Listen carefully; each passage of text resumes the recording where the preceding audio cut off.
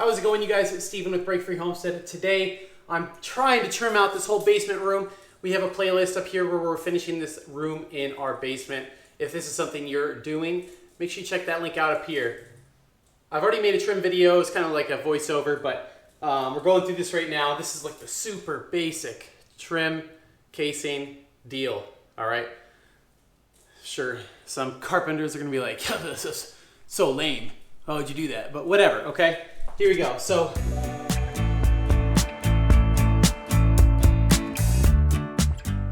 right here we took a 1x6 and we ripped it down.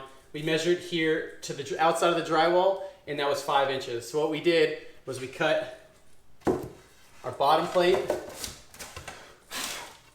our 5-inch bottom plate. It's gonna sit flush. Right there, bam. That's it, that's the sill plate. All right, now your cut edge is gonna be on the back because you're gonna caulk up to your windows. If you're not caulking, I can't help you. Make sure you get it darn close, okay? But you wanna make sure it's flush with your drywall. That way, when you put your trim around it, there's no gapping. So you could use a speed square. We'll just go ahead and nail this in right now.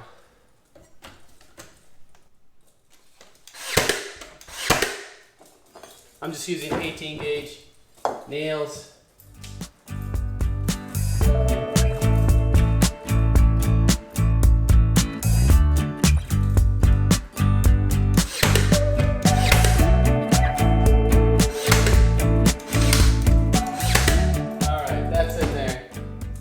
We're gonna do the same thing on the top, and then we'll get our 2 side measurements.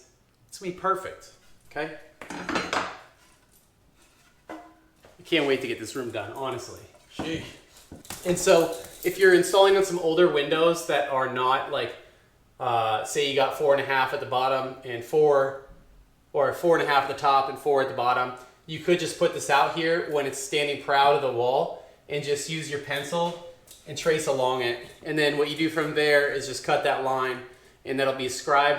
Make sure you flip it back and make the cut edge on the back.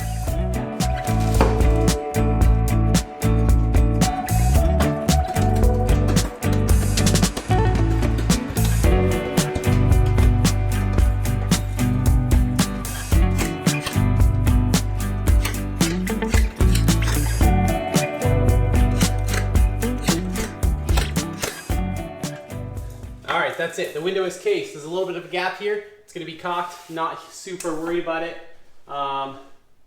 First thing we're gonna do here is measure our vertical. You just take your measurements for each of those vertical pieces and add 2/16 on it. That way you have a 1/16 of a gap seating. So I'm gonna go cut those real fast. We're using a 1x4 on that. So that's super easy. Let's get to it.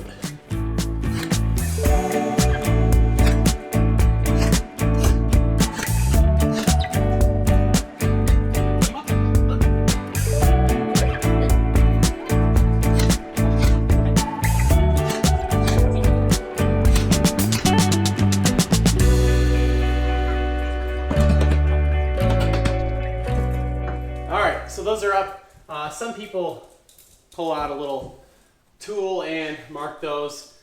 You could just eye it, give it a little lip, and show you what I'm talking about. So we just eyed it and gave it a little lip there. So now just measure side to side, or whether you want an overlap. I like to do them flush, so they just cut off right at each side there. Keeps it simple.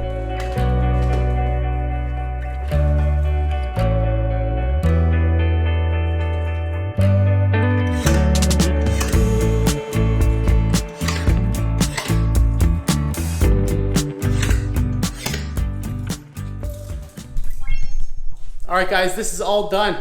Check that out.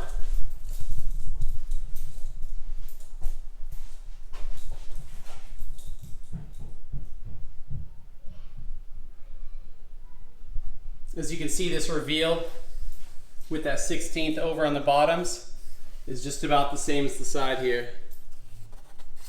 So it came out perfect. Super happy with it. We'll caulk it paint it. It'll be nice.